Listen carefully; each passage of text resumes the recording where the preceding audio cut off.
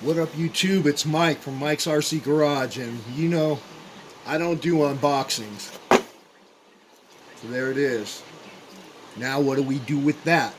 Anyways, this is more of I'm gonna open this box. Let's get into it, and you're gonna guess what it is. So it's standard box, cardboard. Actually, kind of nice, you know.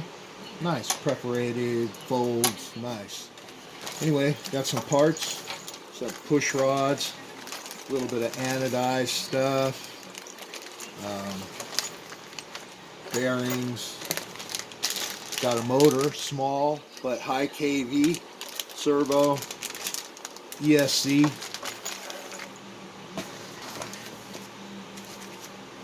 and sheets of wood, balsa wood, and 2 carbon rods.